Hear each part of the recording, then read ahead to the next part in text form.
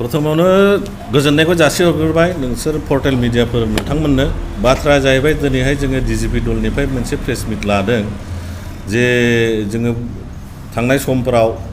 DGP दल द्वारान्चल जनसंगम परिसंगम होननानै मोनसे दल सालायबोबाय थादोंमोन उद्देश्यआ जाहैबाय मोनसे जे बे दुवार हालामखौ लानानै मोनसे आलादा रायजो सोरजिनायनि जुनै जोङो खामानि मावबोबाय थादोंमोन दा बे समाव बोथोरखौ नोजोर होनानै जोङो दुवारान्चला सानबाय जे जोंनि आलादा रायजो बिनायनि दा मोनसे परिबेस गैथ'आ जायनि जुनै जोङो गतै डिजिपि बा दुवारान्चल बिग्रा दल संगठनफ्रा जोंनि खामानिफोरखौ दोनथ'नाय जाबाय बाथ्राया जाहैबाय जे बिटिसिखौ रैखाथि होनायनि सार्थआव जोङो मानोना मिन्थिगौ जे जोंनि बे बिटिसिआ स्क्रेप जानो थांगासिनो दङ मानोना बुंनो थाङोब्ला बे बिटिसिआ थायाबा जोङो सोरनि जुनैहाय रायजोखौ लाबोनो नागिरदों दा जोङो बेखौनो नोजोर होनानै गोथौयै सिन्ताधारा खालामनानै जों नायनानै नुबाय जे जोङो बिटिसिखौ रैखा खालामनो हायाबा फैगोन समावहाय जोंनि बे हालामा माने गोसोम जोमै दाखिनाय बादि मोनसे सम सफैसिगौ आरो मानोना नोंथांफ्रा मिन्थिगौ आसाम सरकार आरो बेजों लेङाइ फेङाइ थाफानाय जे दल संगठनफ्रा दिनै सरकार जायफोर सालायनानै दङ बिथांमोना बिटिआरखौ संबिधानिक मर्यादा होनो जुनै पार्लामेन्टआव लांनो थांगासिनो दङ बिनि मानिया मा जाखो बिनि मानिया बेनो जाहैबाय जे बिटिआरआ जुदि संबिधानिक मर्यादा मोनोबा जोंनि जे मोनखानाय बिटिसि 2003आव बियो स्क्रेप जानो थांगासिनो दङ मानोना 6 सिडुलनि संबिधानाव मोनसे काउन्सिला मोननै स्टेटास मोना संबिधानिक भाबे मर्यादा मोना अब्ला नोंथांमोना बुजिनानै नायदो नोंथांमोना बिटिआरखौ लानो ना बिटिसिखौ लानो जे बिटिसिआनोखि अटल बिहारी बाजपेयी एलके एडभानिया बर' आरो बेहाय थानाय गासै कमिउनिटिफोरनो मान सन्मान सहकारे लाल बाति सहकारे मोनसे सेफगार्ड होनाय बुलेट प्रुफ बादि बे लेखानि मानसिफोरखौ अननानै सोबख'नाय नादबनाय गादब जानायनिफ्राय जेन' आसाम हादोरनिफ्राय रैखा मोनो जेन' बे लेखाखौ गावसोरनो खुंथाय खुंनो हायो बे रोखोमै माने पावार फांसन फाइनान्सियेल पावार फांसनजों लोगोसे जे आसाम रायजोआ जे बोसोरखिया बाजेट मोनो सापस हमना लादो 1 लाख करोड़ बिनि प्रत्येक बाजेटनि सालाना 10% होनांगौ होननानै बे रोखोम फाइनान्सियेल एसिस्टेन्टजों होनायजों लोगोसे बिटिसिखौ गठन खालामदोंमोन दायो नोंथांमोना बिटिसि आरो बिटिआरनि एकर्डखौथ' नोंथांमोना मोजाङैनो मिन्थिगौ जे बिटिआरआव दानि बिटिआर जे बिसोरो इमप्लिमेन्टेसन खालामनो थांगासिनो दङ बेहाय जेबो गैया थगायनानै खालामनाय दिन्थिलायै एकर्ड खालामनाय निस्सय बेवहाय नोंथांमोना बुजिनो हायो बे एकर्डआ मा रोखोम जागोन दिनै गासिबो प्रकाश जाजोब्बाय जे बिटिसिआ एसे मोजांमोन मान सन्मान सहकारे जायफोर एकर्डखारिफोर बिथांमोनाबो जेल हाजतआव जायफोर दंमोन गासिबो गजोबदों प्रत्येकथा थारमाने बुजिनो हायो जे बिटिसिनि दफाफोरखौ रिभिजिट खालामनानै जेन' बिटिसिखौ डाइल्युट खालामनो हायो बिटिसिनि दालाय दासाफोरखौ दानखांजोबनो हायो मानोना हेमन्त बिश्व शर्माया मेगन सानाय दंमोन मानोना जोंनि बे बिटिसिआ आर्टिकेल 244A मतन मोनसे अट'नमास स्टेट बादि बेबादि खुंथाय गोहोआ जोंनाव बिटिसिआव दंमोन दा बे जिनिसखौ हेमन्तआ नायनो हायामोन जायनि जुनै बेखौ बोरै सिफायनो हायो बे सिफायनायनि जुनैनो बिटिआर एकर्डखौ दिन्थियालासे जायफोर सागानखारि भलाय फुस्लाय धमकि समकि होनानै जेरैखियालाबो साइन टाइन लाहोनानै दा बे खामानिखौ मावनो थांगासिनो दङ नोंथांमोना संबिधान फरायनानै नायनो हागोन माला स्टेटास मोना काउन्सिलावलाय नोंथांमोना जुदि बिटिआरआ जुदि संबिधानिक जाबायबा बिटिसिआ अट'मेटिक स्क्रेप थारमाने ससान घाटआव थांनो 2-3 मासल'सै दा जुदि बिटिसिआनो थायाब्ला जोंनि रैखा कबचानो थायाबा जों सोरनि जुनै रायजो आलादा रायजोखौ बिनो नागिरदों जायनि जुनै जोङो दोनथ'नांगौ बाध्य जाबाय दे नोंथांमोना मिन्थिगौ अलरेडि गभर्नरनिफ्राय नटिफाइड जाबाय बिटिआरआ दा जायनि जुनै एमपि नांगौ एमपि जायखौ जों देरहाहरगोन जे गुलुं गुजुं जानानै दङ जे पार्लामेन्टआव थिग खालामहैगोन मबेया थिग मात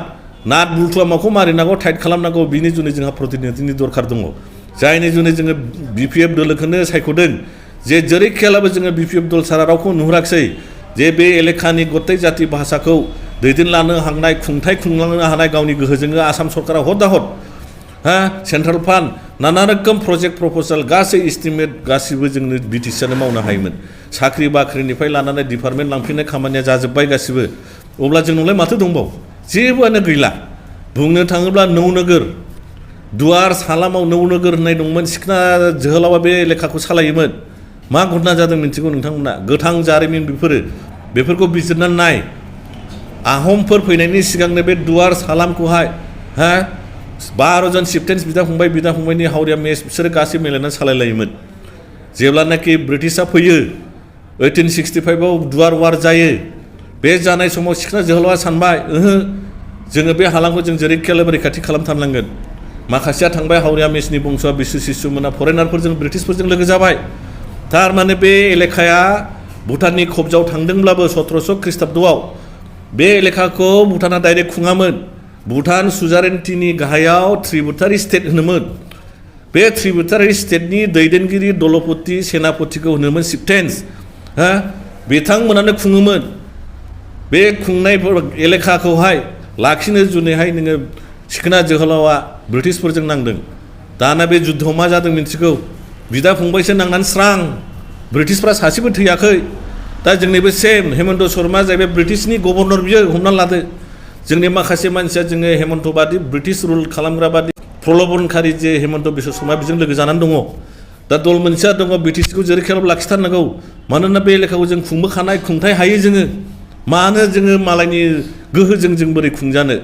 नोंथांमोननि न'खरखौ मा हेमन्त बिश्व शर्माया सिबना होफैयो सिस्ला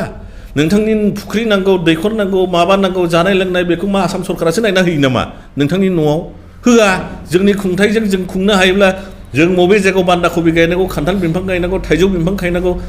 बेखिनि खुंथाय गोहोआ जोंनाव दङ आरो बे गोदोनिफ्रायनो दं जायनि जुनै एलके आडवाणी अटल बिहारी वाजपेयी मोना बे लेखाखौ आसामनि नादबनाय गादबनाय सौख'जानाय ट्राइबेल एरिया मेजरिटिखौ 6 सिडुल लाथोंसै होननानै बे जिनिसखौ मावनानै होदोंमोन दा बेफोरखौ गासैखौबो मेगन सानानै मानोना जोंनि स्टेटासफ्रा चिफ मिनिस्टार बादि चिफ होनोमोन केबिनेट पर्यायनि स्टेटासमोन लाल बाथि गोजा दिनै बुरो बहाथो लाल बाथि नुयो स्रां जेबो गैला डिसि इन्सपेक्सन सार होनला हैयोनो दाना बे रोखोम जानानै जोंनि परिस्थितिया फैबाय जायनि जुनैनो जोङो बिटिसिखौ जेरैखियाबो बासायनांगोन बुंनो थाङोब्ला फैगौ बिसायख'थिनि प्रत्येकता बिसायख'थियाव जोङो देरहानांगोन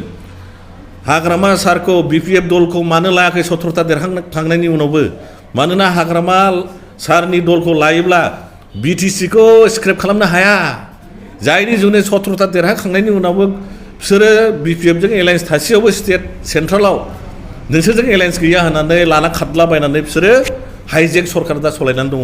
मानोना बिटिआरखौ जेरैखियाबो इमप्लिमेन्टेसन खालामनानै जोंनि जे बे ट्राइबेल उद्दिसित एलेखा बेयाव जे माने फास्टेस्ट ग्रयिं मोनसे काउन्सिल जानो थांगासिनो दङ बेखौ धुलिसात खालामनो हायो आसामनि सिङाव हान्थु खराय नांफिनो जायनि जुनै जोङो होनदों जोंनि सार्थ जोंनि आलादा रायजो बिनायखौ दोनथ'नानै दिनैनि दिनाव जोङो बिटिसिखौ नुहुरबाय खबरस्थानाव खालि लांनानै फबैनो दरखारसै बेनि प्लान पलिसिया सिगांनिफ्रायनो बानायखानायमोन 2020नि 27 जानुवारियावनो बिटिसिखौ दानदों अफिसियेलि दानखाबाय दा बेखौ खालि मोगथाङाव ससानखलाव लांनानै दिनैनिफ्राय बिटिसि गैला होननोल' बाखिसै जुदि बिटिआरआ संबिधानिक भाबै मर्यादा मोनबोयोबा माखि नोंथाङा हारसिंनो नार्जारि बसुमतारी मोसाहारि टाइटेल मोनजोबो स्टेटास संबिधानिक होमब्ला 6 सिडुलावबो बे रोखोम गैया जिखुनु नों सिडुल मोनसे काउन्सिलखौ लानांगोन जुदि बिटिआरआ संबिधानिक जायोब्ला नोङो बिटिसि 2003 आव मोननायखौ गारनांगोन जेरखम बिजिसिआ फुराना जाबाय बिटिसिआबो फुराना जानोसै जायोब्ला जोंनाव मा थाबावगोन जोंखौ लिखित भाबे फिरि फिरि दास आसामनि सिङाव दास दासि जानायनि जोंखौ बे परिबेसाव लानानै थांबाय जे नोंथांमोना मिथिगौ सासे इउटुबारा दाखालि मोनसे घटना जादों तामुलपुरनि हाई सेकेन्डारि स्कुलाव एसामिस भाषासो गोजौआवनो गाहायावसो बर' बिनि उनाव इंलिस थारमाने बर'खौ लिराब्ला दाबिद मानो जानो मोन्दों जोंनियाथ' 2003 आव माथो बर' भाषाया 8 सिडुलाव हाबनाय मानो डिग्रेड जायखो मानोना बिटिआरआव लिरदों जोंनो 8 सिडुलनि मर्यादाखौ नाङा जोंनो आसामाव एस'सियेट लेंगुवेज होब्लानो जाबाय नङा होमबा जायनि जुनै एसामिसफ्रा बुंदों नोंसिनाथ' एस'सियेट भाषासो बय एसामिससो थागोन गाहायाव बर' इंराजि थागोन खोथाथ' सैथो जोंनि मानसियानो बे रोखोम लिरनानै लाबोबाय अब्ला बिटिसिआ स्क्रिप्ट जायोबा नोंने 2003 आव मोननाय 8 सिडुलाव हाबनाय भाषाबोनो स्क्रिप्ट जानो थांफागासिनो दं मानोना बेखौ रिभिजिट खालामनानै जोंनि एस'सियेट भाषासो होनबाय जायनि जुनै एसामिस आखरै लिरजोबनानै दङ जेरावबो अफिसावबो गासैयावबो सेक्रेटारियेट बिटिसिआवबो लिरजागोन फैगौ समाव जायनि जुनै हेमन्तआ होनदों नोंथांमोना मानो रागा जोंदों आजिरफ्रा बर'लेण्ड आजिरफ्रा নহ'ব আমার অসমীয়া মানুহবিলাক ঢল ফুটাকা বমহে বজাব লাগে फुर्ति কৰিব লাগে जायनि जुनै जोङो होनदों जे जोङो बड'लेण्ड गथ' बिसोरो गोदोना सिमब्रिनानै खबरस्थान होनानै दिल्लीयाव फबना गारबोबाय 27 तारिख खालि दा मोनखानाय बिटिसिखौबो दानि समाव बिटिआरनि मुङै बिटिआर भुटनि नामै मलग्लब जोबनानै जे जोंखौ सिरिस्थायनि एग्रिमेन्ट पिस एग्रिमेन्टनि नामै बर'फोरखौ आबार आसाम रायजोनि सिङाव हान्थु खरायनानै बिबाबायनानै जेन' जानाङो बे परिस्थितिखौ दानि एबसु आरो इउपिपिएल बिनि सहयोगी जायफोर जेसेबां दल संगठन दङ बे खामानिखौ मावगासिनो दङ नोंथांमोना रोङाब्ला बुजियाब्ला सोंनानै ला जोंनि मा जायगोन भबिष्यतआ बिटिसि बिटिआरखौ लायोबा दा रायजो राजाफोरनि सायाव जोंखौ होनगोन जे नै बेबो बिपिएफनि दालाल जानानै फैलायबाय जों होनाखै बेखौ नोंथांमोनानो बिबिसना खालामनानै नाय 6 सिडुल संबिधानफोरखौ फराय बिटिसिआ हयथ' 2-3 मासनि उनाव स्क्रिप्ट जानो थांगासिनो दं बिसोर देरहानानै थाङोबा जायनि जुनै जोङो जेरै खेलाबो बे बिटिसिखौ लाबोनाय दानाय दल बिपिएफ दलखौ जोङो विभिन्न जाति कमिउनिटिनि मानसिफोरजों लोगोसे जोंनि बर' मानसिफ्रा खमसे खम बे दोलोखौ सापर्ट होनानै फैगौ बिसायख'थियाव देरहाहोथारनांगोन नङाब्ला बर'नि जारिमिना भबिष्यतआव गोसोम लिरजानाया सफैसिगौ गोजोन्थों